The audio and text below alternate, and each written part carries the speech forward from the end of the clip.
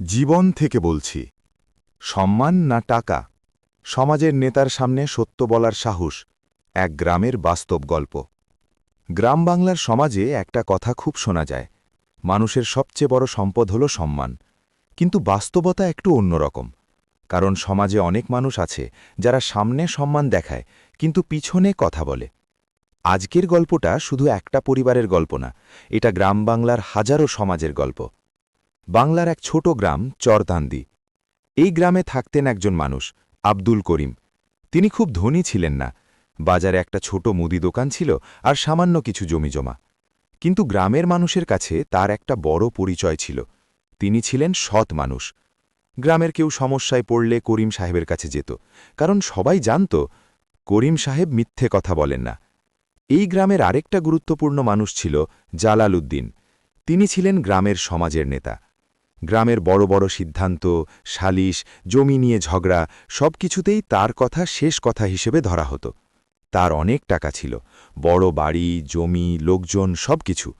মানুষ তার সামনে খুব সম্মান দেখাত। কিন্তু গ্রামের চায়ের দোকানে বসে অনেকেই বলতো, জালাল সাহেবের টাকা সব সৎপথে আসে নাই। কিন্তু কেউ সাহস করে সামনে কিছু বলতো না, কারণ সমাজে একটা ভয় থাকে, ক্ষমতাবান মানুষের বিরুদ্ধে কথা বললে বিপদ হতে পারে। একদিন গ্রামের এক গরিব কৃষক মতিউর বড় সমস্যায় পড়ল। তার ছোট একটা জমি ছিল।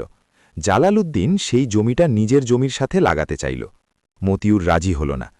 কয়েকদিন পর সমাজের সালিশ বসল। গ্রামের অনেক মানুষ জড়ো হল। মতিউর কাঁপা গলায় বলল, এই জমিটা আমার বাবার সময় থেকে আছে। জালাল উদ্দিন শান্ত গলায় বললেন, প্রমাণ আছে?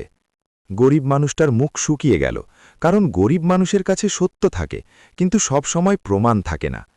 ঠিক সেই সময় ভিড়ের মাঝখান থেকে উঠে দাঁড়ালেন আব্দুল করিম।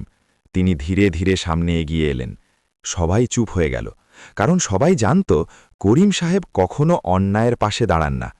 তিনি বললেন, জালাল ভাই, আপনি সমাজের নেতা, আপনি যদি অন্যায় করেন তাহলে সমাজ শিখবে কি? এই কথাটা শুনে চারপাশে ফিসফাস শুরু হলো, কারণ কেউ আগে কখনো সমাজের নেতার সামনে এমন কথা বলেনি। জালাল উদ্দিন কিছুক্ষণ চুপ করে রইলেন। তার মুখে একটু রাগের ছাপ ছিল, কিন্তু তিনি বুঝতে পারলেন গ্রামের মানুষের চোখ এখন তার দিকে। শেষ পর্যন্ত তিনি বললেন, জমিটা মতিউরেরই থাকবে। সেদিনের সালিশ শেষ হয়ে গেল, কিন্তু সেদিনের পর থেকে করিম সাহেবের জীবন সহজ ছিল না। সমাজের কিছু লোক তার বিরুদ্ধে কথা বলতে শুরু করল। কেউ বলল, বেশি সৎ হওয়ার দরকার কি ছিল? কেউ বলল, ক্ষমতাবান মানুষের বিরুদ্ধে কথা বলা ঠিক না।